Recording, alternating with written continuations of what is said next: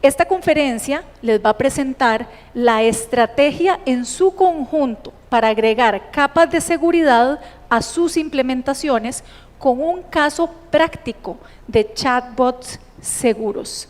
Quisiera presentarles a don Hernando Segura, él es socio fundador de TrueSec, y también a John Paul Heymans, director de tecnología de TrueSec. Bienvenidos. Muchas gracias. Los temas fundamentales de tecnología son resueltos usualmente considerando elementos que al final incorporan los temas de la seguridad de la información. Lo hemos visto permanentemente y en prácticamente cualquier proceso de implementación tecnológica, desde el desarrollo de un ERP o una aplicación interna dentro de las empresas, o el desarrollo de capacidades de interacción con clientes o con asociados, hasta desarrollos en páginas web. Los temas de la seguridad de la información y la ciberseguridad casi siempre son relegados al puro final, lo cual es evidentemente un error. Creo que es algo que ya todos lo hemos escuchado en diferentes ocasiones, pero tiene implicaciones muy profundas. No es una excepción para las iniciativas de inteligencia artificial con las que estamos viviendo hoy en día. Entonces, hoy en día traemos una aproximación, creo que muy novedosa, hacia dónde estamos parados desde la perspectiva de la ciberseguridad o la seguridad de la información cuando estamos enfrentándonos a nuevas tendencias enfrente de las cuales posiblemente no habíamos tenido experiencia previa y que en algunos casos son bastante oscuras, como para nosotros, casi todos nosotros, los modelos grandes de lenguaje. No entendemos muy bien cómo funcionan. Entonces, de eso es lo que vamos a hablar. Jean Paul es nuestro gerente técnico y además socio de TrueSec. Yo soy socio fundador y vamos a profundizar en estos temas para ustedes con el objetivo de que si en sus empresas y organizaciones e instituciones están pensando en implementar soluciones de inteligencia artificial, incorporen las capas de seguridad y cuando menos el conocimiento de los riesgos desde el puro principio. Eso que está ahí se llama el famoso turco mecánico. Es una máquina que se desarrolló en 1770 y jugaba ajedrez y la llevaban a ferias y le ponían enfrente, incluso personas muy reconocidas. Se dice que la pusieron a competir en contra de Napoleón y en contra de Alexander Graham Bell y a todos venció. Y se decía además que era completamente invencible.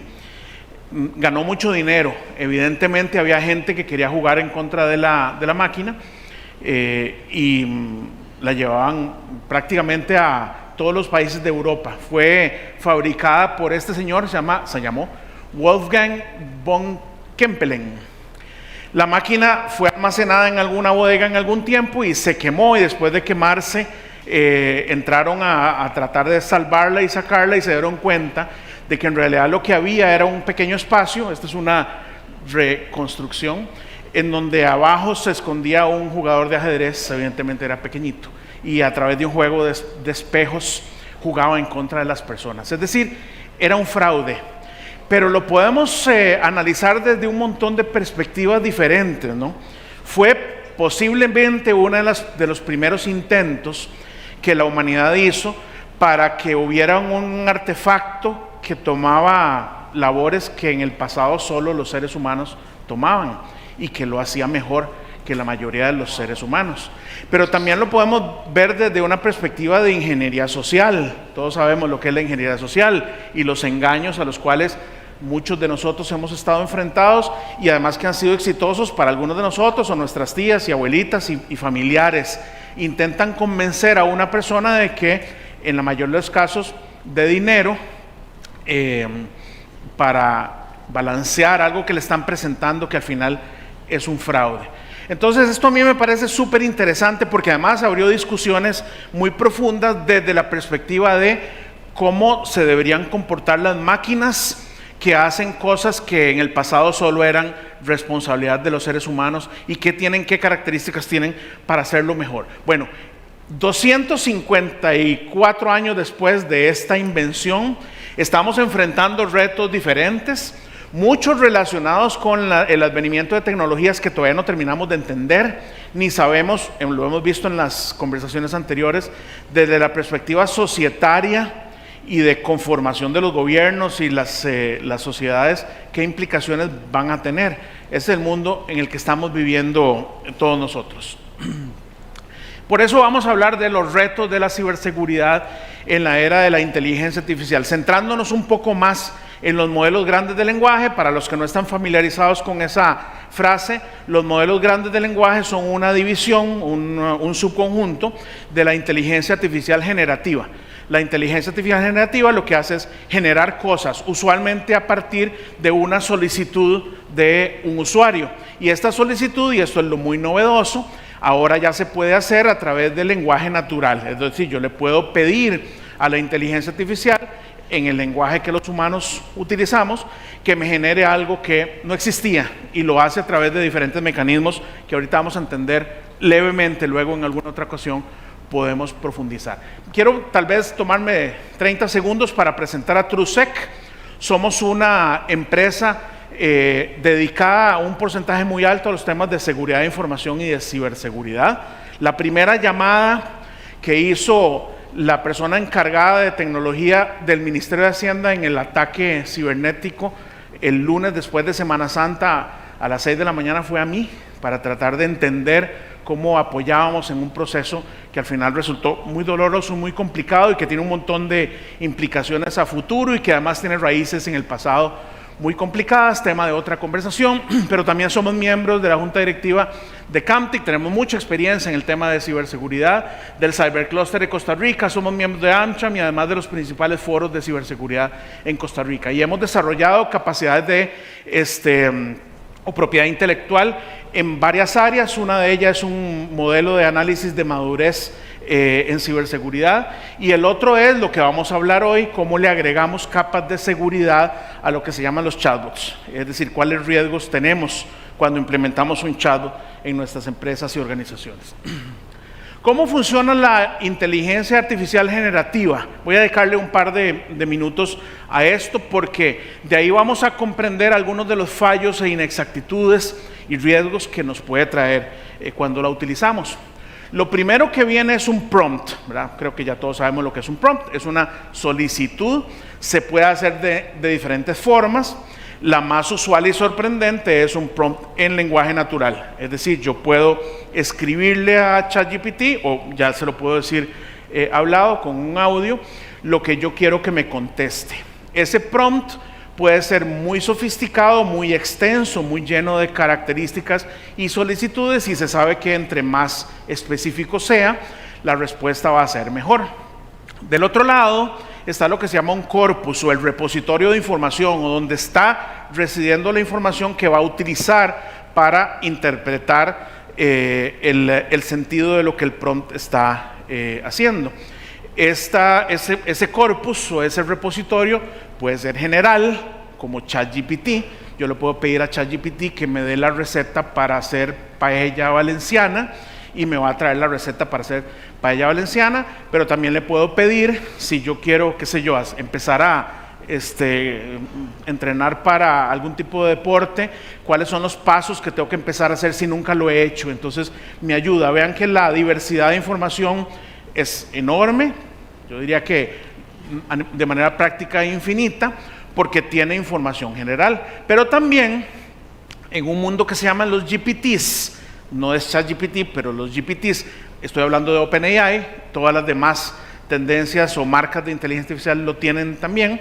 Yo puedo generar corpus específicos. Entonces, si alguien quiere incorporar sus documentos, digamos que fuera una empresa aseguradora, para responderle a sus clientes procedimientos específicos de la empresa, como suscribir una póliza de incendios, entonces lo que hace es utilizar documentos específicos de esa empresa o de esa industria y responde específicamente utilizándolos, ¿no? Entonces, la suma de estos dos elementos, un prompt y un corpus, lo que hacen es sacar una respuesta. Una cosa importante es que el salto fundamental desde la perspectiva del lenguaje natural es que la interpretación del prompt la hace entendiendo la intención de la pregunta, y esto es muy importante. En el pasado, lo que llamamos soluciones de speech recognition o reconocimiento del habla, se basaban fundamentalmente en reconocimiento de palabras clave. Y les voy a dar un ejemplo, un ejercicio que pueden hacer hoy en sus casas o ahora en el break. Agarren Siri y le dicen: Siri, no quiero ver fotos de elefantes rosados. Y van a ver qué va a pasar. Siri les va a devolver fotos de elefantes rosados. Siri no entiende la intención, entiende las palabras clave. Los modelos grandes de lenguaje entienden la intención y entonces va a utilizar el repositorio de información para responder a la intención que extrajo de la frase. Finalmente, los modelos grandes de lenguaje lo que me traen es una respuesta utilizando la información que tiene. ¿De qué manera? Lo que hacen es una inferencia estadística de cuál es la respuesta o el tipo de respuesta que probabilísticamente tiene más cercanía a la intención que está preguntando la persona. Por lo tanto, la presencia de las respuestas más orientada a lo que es una respuesta mucho más esperable, por eso puse acá una curva normal, es lo que va a ocurrir.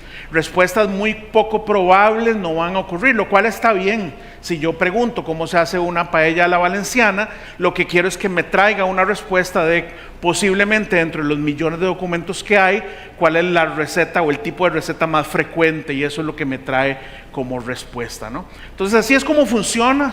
Es un mecanismo estadístico que hace una inferencia de la intención y me prepara la respuesta. Esto en sí trae un grupo de riesgos que vamos a intentar tocarlos ahora. Aquí yo puse 14 diferentes fallos de inexactitud de la inteligencia artificial generativa. No se me malentienda, yo la uso todos los días y es buenísima y funciona muy bien. Sin embargo, de acuerdo a ciertas condiciones, hay algunos resultados que pueden aparecer, y algunos de ellos yo traigo como ejemplo, y ya luego Jean Paul va a ayudarnos a entender cómo resolvemos algunos en particular. Por tiempo, evidentemente no los vamos a recorrer todos, tal vez algunos de los que me parecen a mí un poco más pintorescos. El primero es un término que yo acuñé tratando de entender un comportamiento inusual, pero que al mismo tiempo era muy riesgoso, que es el de la endogamia. La endogamia, ustedes lo saben, son los resultados de cuando hay multiplicación de descendencia en una misma familia, ¿no? Bueno, vamos a entender un poco la endogamia en la inteligencia artificial generativa. Alucinaciones y sesgos, y hay muchos otros como falta de contexto, inconsistencias de las respuestas, errores de razonamiento. Déjenme ver cuál otro puede ser interesante. Generación de contenido inapropiado, dependencia de palabras clave. Lo hemos visto en muchas ocasiones. Hay palabras en particular que, si la inteligencia artificial no está bien entrenada, de acuerdo a localismos o a particularidades del lenguaje, puede entenderlo diferente. Ayer estábamos viendo un chatbot con una empresa que está trabajando con nosotros, y es una empresa de seguros, por cierto, y el prompt que la persona le introdujo es: me voy de viaje, ¿qué tengo que hacer para suscribir un seguro? Bueno, resulta que el chatbot estaba, sin haber sido entrenado, entendiendo el me voy de viaje como que abandono la conversación. En algunos países eso significa irme de viaje, es como que ya me voy. Y lo que decía el chatbot es: muchas gracias, estoy cerrando su conversación, ¿verdad? Entonces, eso es un comportamiento inadecuado simplemente por falta de entrenamiento de la herramienta, ¿okay? Entonces, veamos algunos. A mí me parece súper interesante, pero además tiene un montón de riesgos, incluso desde la perspectiva de ciberseguridad y código de programación, que es lo que vamos a ver ahora más adelante. Si yo le digo a Google, y esto es real, lo hice ayer cuando estaba terminando la presentación, en Google pido un collage de armadillos. Esto es lo que me trae Google, ¿verdad? El Google normal de toda la vida, ¿no? Pero si yo le digo en este caso estoy utilizando OpenAI, ChatGPT, hágame un collage de armadillos, esto es lo que sale. ¿Qué ven ustedes ahí? ¿Qué es extraño? Todos los de DALL-E, de OpenAI, se parecen. ¿Por qué? Por una razón fundamental que al mismo tiempo asusta. La inteligencia artificial utiliza sus mismos resultados para incorporarlos dentro del mismo repositorio. Entonces, lo que va a ocurrir cada vez que haya más respuestas, si se introduce dentro del repositorio, es que el resultado va a ser endogámico, la familia se va a parecer cada vez más a sí misma. Lo que significa que las variaciones que me trae una consulta normal en internet, con mucha probabilidad van a comenzar a desaparecer y los resultados van a ser muy parecidos todos ellos. Y esto es algo real, lo pueden hacer en cualquier momento. Entren a Ali y le hacen ese prompt, ¿no? Esto tiene implicaciones muy complicadas porque hay alguna gente que está pensando en que deberíamos hacer un labeling, etiquetar los documentos que vienen de personas en los repositorios y los documentos que están generados por inteligencia artificial, para quitarle un poco de peso a los que generó la inteligencia artificial. Pero imagínense esa labor titánica de hacer un labeling de documentos que ya están existentes, ¿verdad? Muy complicado. Esto hay mucha gente que está de acuerdo en que es un riesgo muy grande en frente de la inteligencia artificial generativa. Alucinaciones es otro, los hemos escuchado mucho. Este es un ejemplo real de una alucinación. Ayer le pregunté, ¿puedes informarme? Esto lo hice con Copilot, sobre la conferencia global sobre el clima espacial que se celebró en octubre del 2023 y sus principales conclusiones. Y esta fue la respuesta de Copilot. Esta conferencia no existe, nunca se dio, pero Copilot me responde de una manera muy creíble. Por lo tanto, y creo que es evidente, y nos lo han mencionado en muchas ocasiones, las respuestas tienen que ser curadas por parte de nosotros. No podemos agarrar un copy-paste y utilizarlo respondiendo o construyendo un documento que de una u otra forma va a tener nuestra autoría o la autoría de alguien más. Y aquí hay un grupo de sesgos también interesantes, se los dejo ahí para que los vean. Este prompt fue imágenes de médicos cardiólogos, todos tienen ciertas características, hay muy pocas mujeres o casi ninguna. Puede ser que médicos lo entendió como masculino. Ya cuando le dije después, mejórelo y incluya médicas, lo mejoró. Pero de manera inmediata la primera tendencia es a caer en un sesgo, ¿no? Y la otra pregunta es imágenes de presidentes de juntas directivas. Todos los que están ahí, ¿hay algunas mujeres? No me queda totalmente claro si la mujer es la presidenta, pero digamos que sí, pero étnicamente está también muy sesgado. Ahí no hay presidentes de juntas directivas de nada que no sea un perfil que está muy bien definido ahí. Y finalmente es donde le voy a dar la palabra a Jean Paul para que profundicemos en este tema, y es lo que nos trae a nosotros, el problema del código inseguro.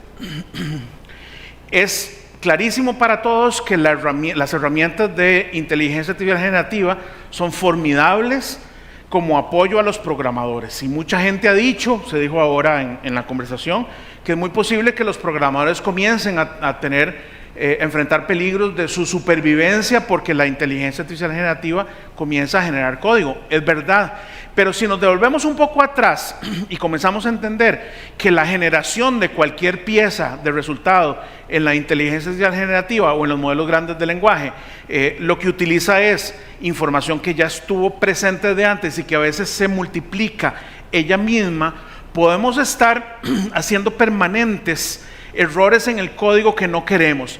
Y este es un estudio muy reciente, si quieren después se los puedo compartir o lo pueden ver ahí, en donde habla de algunos efectos interesantes en el trabajo de high skilled work, es decir, personas con muchas habilidades, y este estudio es relacionado con programadores, de septiembre del 2024. Lo que dice este estudio es que existen la posibilidad, y ellos lo vieron en algunas instancias, de que el código que se genere a través de inteligencia artificial generativa, es decir, los programas, traigan porciones de software que ya eran vulnerables o que ya tenían errores de programación que pueden inducir un ataque cibernético. Vean el enorme problema de eso.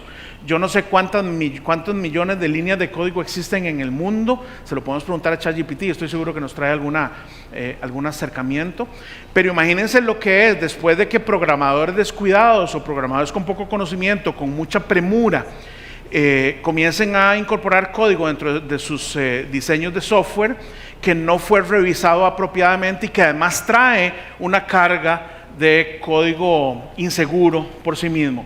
Un problema muy grave casi desde el principio. Entonces, si le sumamos este tema del código inseguro a la gran cantidad de posibles vectores de ataque que la ciberseguridad hoy nos presenta, bueno, tenemos uno que en particular yo ni siquiera lo veía venir hace un par de semanas, y cuando me encontré este paper comencé a profundizarlo, y es potencialmente un problema bastante grave.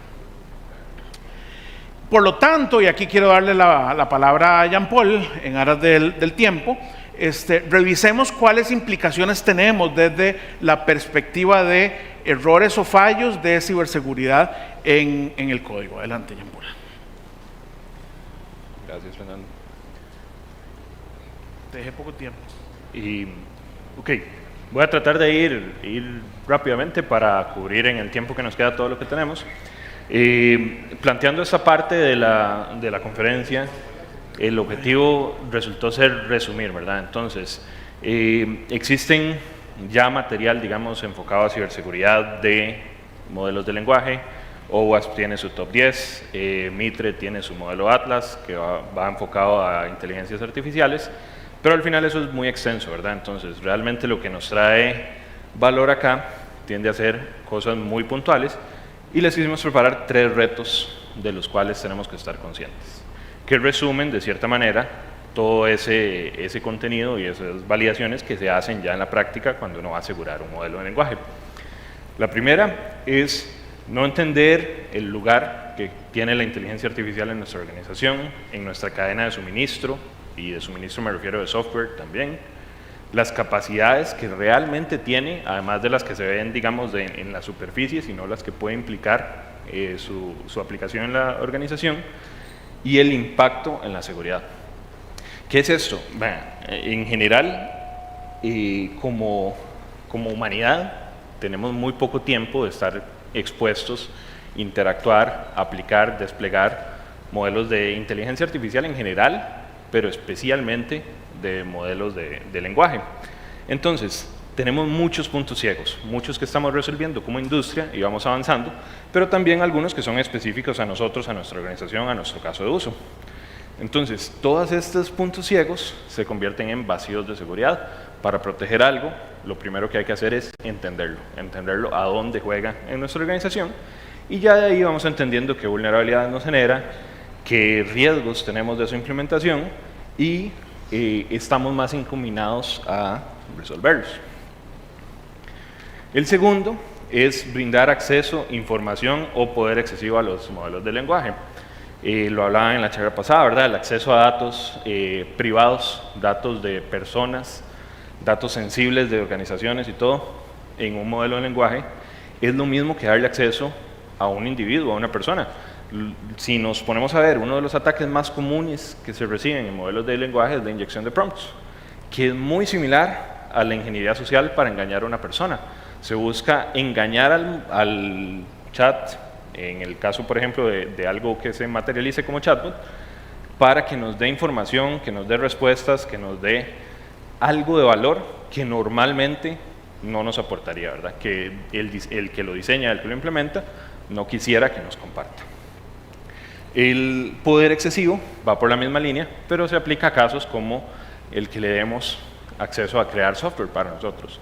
Estamos confiando en ese modelo más de lo que tal vez confiaríamos si entendiéramos el 100% de las implicaciones. Y el tercero es no aplicar capas de seguridad a nuestras implementaciones. Si nosotros vamos a contratar a una persona para que realice un trabajo con información sumamente sensible, vamos a entrenarla apropiadamente, vamos a tener controles para que sus sistemas estén protegidos, vamos a asegurarnos de que no le vayan a llegar intentos de ingeniería social, y todo eso, aunque con mecanismos distintos, también lo necesitamos hacer para las herramientas en general de AI y especialmente de lenguajes grandes, de modelos grandes de lenguaje. Entonces, agarrando, y tenemos esos 3 retos condensados que son los que vemos prioritarios y los que engloban muchas de las vulnerabilidades y riesgos que nos dice la industria. Nosotros venimos a proponerles 5 puntos con los cuales pueden atacar esos riesgos, ¿verdad? Y eso es más o menos lo que nosotros implementamos. Estamos desarrollando capacidades propietarias y todo, pero puede aplicar a muchos ambientes y puede aplicar también a muchos casos de uso. La primera es un diseño seguro basado en su función.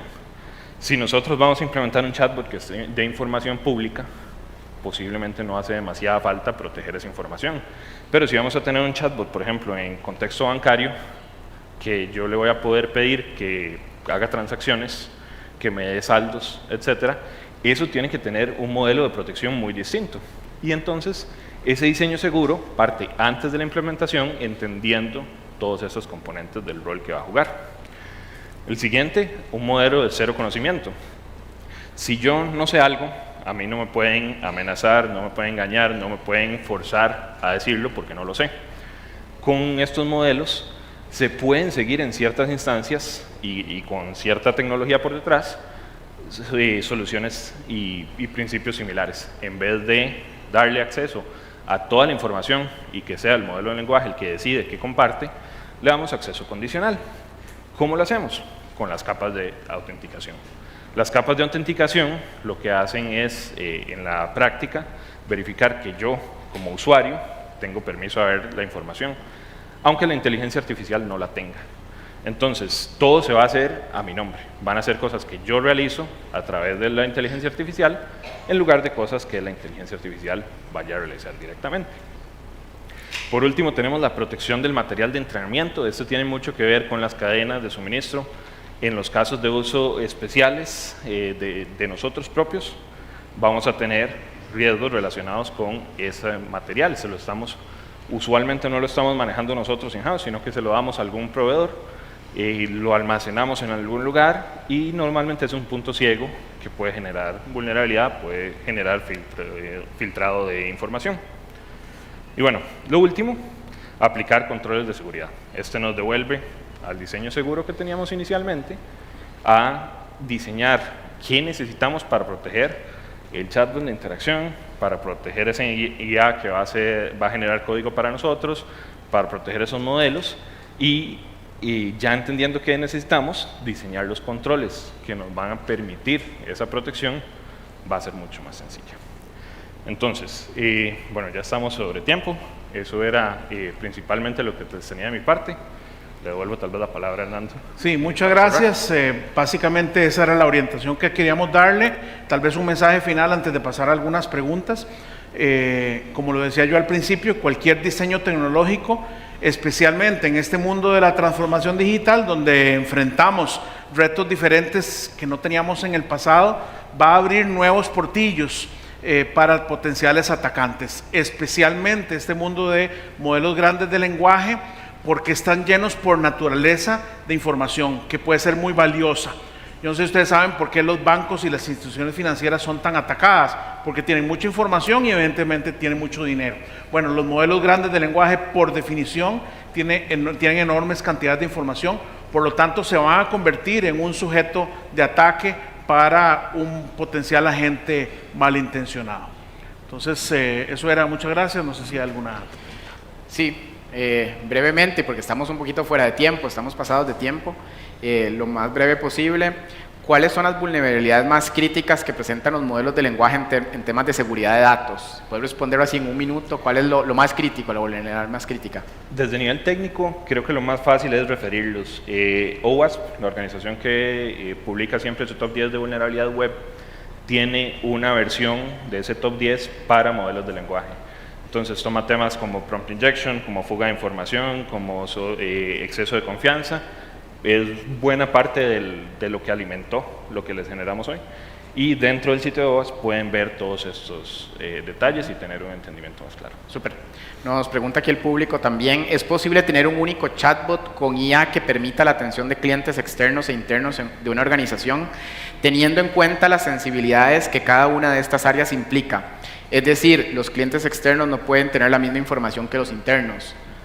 Sí, de hecho es el principio básico de identificación y autenticación resuelve eso, ¿no? Yo identifico a la persona que me está haciendo una consulta y pongo a su disposición la información y el tipo de datos que él requiere en particular. Súper, gracias. Una última pregunta rápida, ya para cerrar y poder dar paso a la siguiente charla.